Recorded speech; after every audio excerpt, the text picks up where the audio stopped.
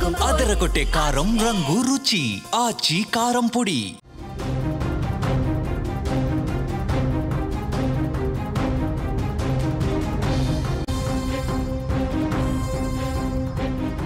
విజయవాడలో నడి రోడ్డుపై పట్టపగలు దారుణ ఘటన. కుటుంబ గొడవల నేపథ్యంలో అందరూ చూస్తుండగా భార్యను కత్తితో అతి కిరాతకంగా భర్త పొడి చేశాడు. తీవ్ర గాయాలతో ఆమె అక్కడికక్కడే కుప్పకూలిపోయింది. స్థానికులు వెంటనే ఆమెను ఆసుపత్రికి తరలించారు. చికిత్స పొందుతూ భార్య మృతి చెందింది. ఈ ఘటన విజయవాడ సూర్యారావుపేటలో జరిగింది. మృతురాలిని సరస్వతిగా గుర్తించారు. విజయవాడ విమ్స్ ఆసుపత్రిలో నర్సుగా పనిచేస్తోంది. కుటుంబ కలహాలతో భార్యాభర్తల మధ్య తరచుగా గొడవలు జరుగుతూ ఉన్నాయి. గొడవ పడుతూ ఉన్నారు. భార్య మీద కోపాన్ని పెంచుకొని కోపంతో రగిలిపోయి ఒక్కసారిగా కత్తితో పొడిచి పారిపోయేందుకు భర్త ప్రయత్నం చేశాడు. అయితే పోలీసులు అతను అదుపులోకి తీసుకున్నారు. అంతకుముందే భార్యపై దాడి చేస్తుండగా స్థానికులు అడ్డుకునే ప్రయత్నం కూడా చేశారు. కానీ ఎవరైనా దగ్గరకు వస్తే మీకు కూడా ఇదే గతి పడుతుంది, మిమ్మల్ని కూడా దాడి చేసి చంపేస్తానంటూ బెదిరించి అక్కడ నానా బీభత్సం చేశాడు. వీరంగం సృష్టించిన పరిస్థితి. ఎట్టకేలకు భర్తను పట్టుకుని భార్యను ఆసుపత్రికి తరలించారు అక్కడ స్థానికులు. ఆ తర్వాత భర్తను పోలీసులకు అప్పగించిన పరిస్థితి. ఒక్కసారి ఆ దృశ్యాలు కూడా మీరు చూస్తూ ఉన్నారు.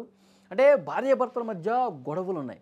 ఆ గొడవలు ఇక రోజు రోజుకి తీవ్రమైపోయి భార్యను చంపాలని చెప్పి ఒక నిర్ణయానికి వచ్చేసి రోడ్డు మీదే అందరూ చూస్తుండగా పట్టపగలు ఇంత దుర్మార్గానికి తెగబట్టినటువంటి పరిస్థితి. కత్తి పట్టుకొని భార్యని తీవ్రంగా ఆ కత్తితో పొడిచి గాయపరిచి చంపేసినటువంటి పరిస్థితి ఉంది.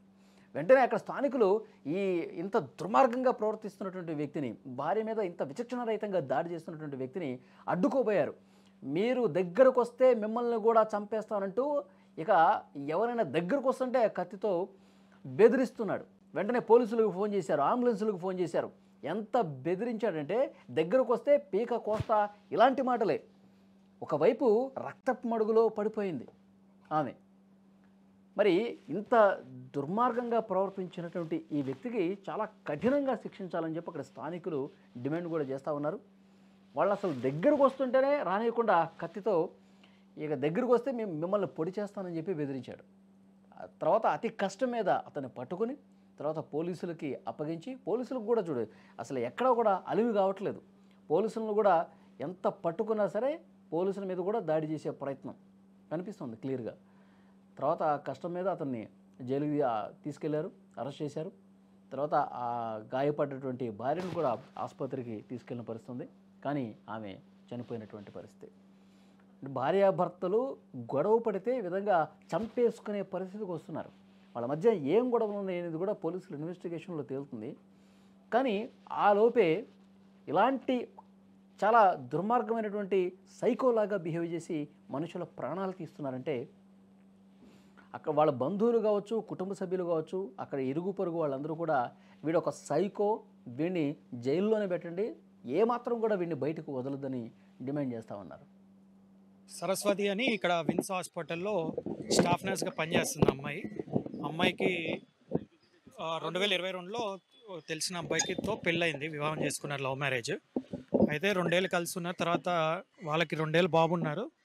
బాబు కూడా వాళ్ళ అమ్మగారి దగ్గర న్యూజివీడ్లో ఉంటారు. అయితే ఈ మధ్య వాళ్ళ ఆయనకి ఆమెకి కొంచెం ఇబ్బందులు వచ్చేసి కలిసి సరిగ్గా ఉండట్లేదు. అలానే అమ్మాయి వేరే వాళ్ళతో ఉన్నారు అనుమానంతో ఈరోజు మధ్యాహ్నం అబ్బాయి ఇక్కడే వెయిట్ చేసి, సో బయటకు వచ్చినప్పుడు చూసి వెయిట్ చేసి అమ్మాయి ఇక్కడికి దగ్గరికి రాగానే ఇమీడియట్గా స్టాప్ చేశారు. సో ఇమీడియట్గా అమ్మాయి ఇక్కడ కొలాప్స్ అయింది.